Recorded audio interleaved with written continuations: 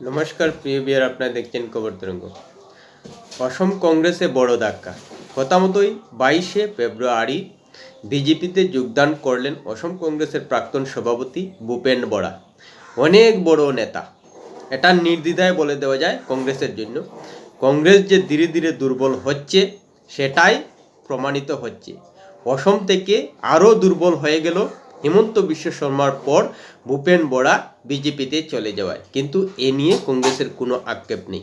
ভূপেন বরা বিজেপিতে যোগদান করায় একটা বিষয় পরিষ্কার হয়ে গেছে যে রাহুল গান্ধী পারছেন না হিমন্ত বিশ্ব শর্মার সঙ্গে।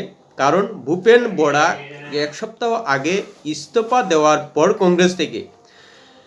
কংগ্রেসের শীর্ষস্তরের নেতারা ভূপেন বরাকে আটকাতে তার বাড়িতে ছুটে গিয়েছিলেন। তারপর রাহুল গান্ধী নিজে ফোন করে ভূপেন বরাকে পরামর্শ দিয়েছিলেন, কিন্তু কোনো কিছুতেই কাজ হলো না। হিমন্ত বিশ্ব শর্মা পরিষ্কার বলেছিলেন যে ভূপেন বরা 22 ফেব্রুয়ারি বিজেপিতে যোগ দিচ্ছেন, এবং 22 ফেব্রুয়ারি ভূপেন বরা বিজেপিতে যোগ দিলেন।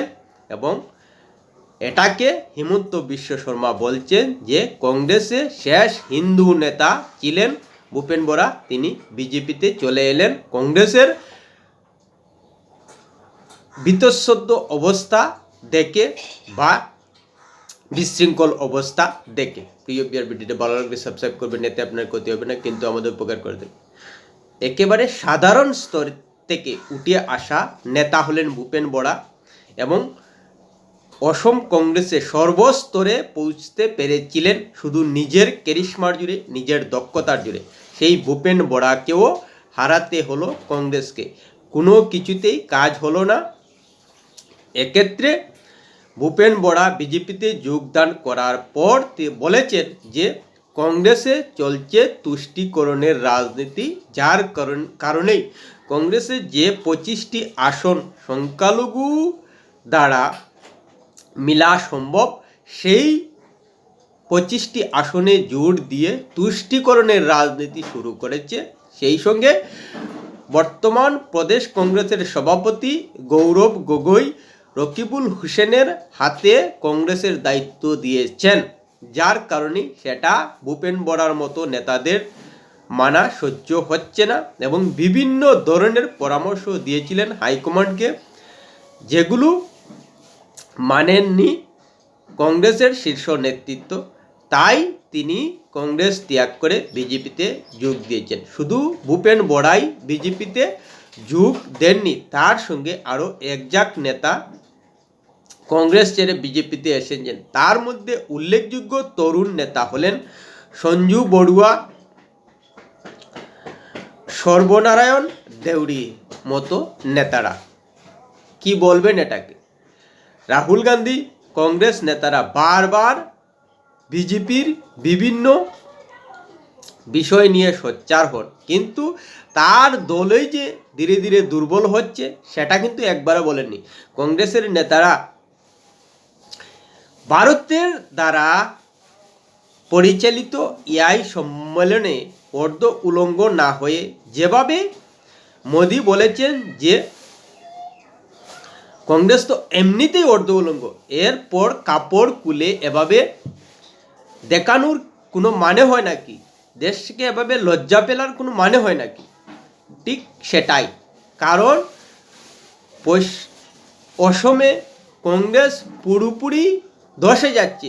নিজেদের দোষ কোথায় আটকাবে তা নয়, বিজেপির কেন্দ্রীয় সরকার কোথায় কি করলো সেটাতে দোষ নামানোর চিন্তা করছে কংগ্রেস। অথচ কংগ্রেস দলটাই যে ধীরে ধীরে দোষ নেমে যাচ্ছে সেটা যে আটকাতে পারছে না, সে নিয়ে কংগ্রেসের শীর্ষ নেতৃত্ব থেকে প্রদেশ নেতৃত্ব কারও মাথা ব্যথা নেই। ভূপেন বরা অসম কংগ্রেস থেকে সরে এসেছেন, ধরেই নেওয়া যায় যে বড় ধরনের একটা দোষ নেমেছে কংগ্রেসে। হিমন্ত বিশ্ব শর্মা কংগ্রেস থেকে বিজেপিতে যোগদান করার পরই বড় ধরনের দোষ নেমে কংগ্রেসকে শাসক থেকে বিরোধী আসনে বসিয়ে দিয়েছিল।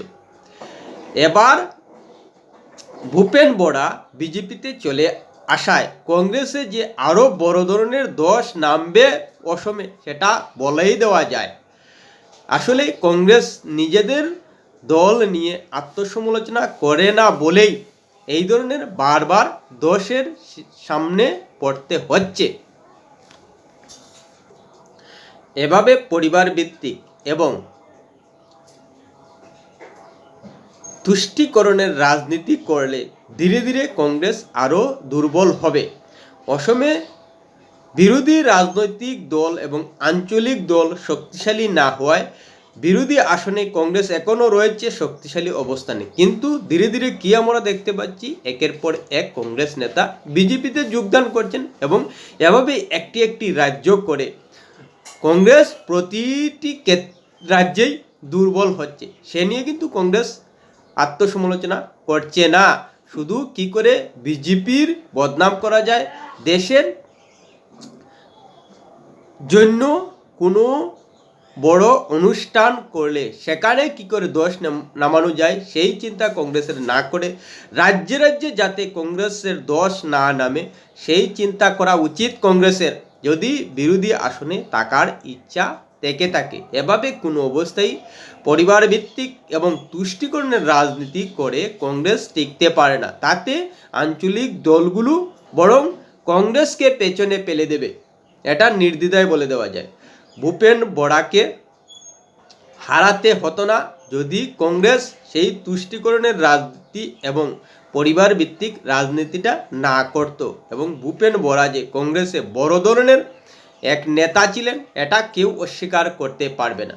কিন্তু কি আমরা দেখতে পেলাম যে হিমন্ত বিশ্ব শর্মার কাছে হেরে যাচ্ছেন রাহুল গান্ধী, গৌরব গগৈরা, যার কারণেই কংগ্রেস থেকে একের পর এক নেতা কালি হয়ে বিজেপিতে যোগ দিচ্ছেন হিমন্ত বিশ্ব শর্মার হাত ধরে। হিমন্ত বিশ্ব শর্মা বলছেনই তো যে কংগ্রেসকে পুরো কালি করে দিতে পারেন যদি তিনি চান। হ্যাঁ, এটাই তো আমরা দেখতে পাচ্ছি,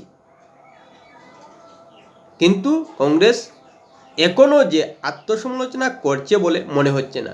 এক, পরিবারভিত্তিক রাজনীতি, দুই, তুষ্টিকরণের রাজনীতি, এই দুটির উপর ভর করেই অসমে কংগ্রেস টিকে আছে। না হলে অসমে যদি অগপ বা অন্যান্য রাজনৈতিক দলগুলো শক্তিশালী হতো তাহলে কংগ্রেসের নাম নিশানা থাকতো না, এটা নির্দ্বিধায় বলে দেওয়া যায়। এখন দেখা যাক যে আর কতদিন কংগ্রেসের পতাকা তুলে ধরে রাখতে পারেন অসম কংগ্রেসের নেতারা, নাকি এভাবেই একজন একজন করে হিমন্তর হাত ধরে বিজেপিতে চলে আসবেন পরিবার ভিত্তিক এবং তুষ্টিকরণের রাজনীতি সহ্য না করে প্রদেশ কংগ্রেসের নেতারা। বিআর ভিডিওটি ভালো লাগলে লাইক শেয়ার কমেন্ট করবেন।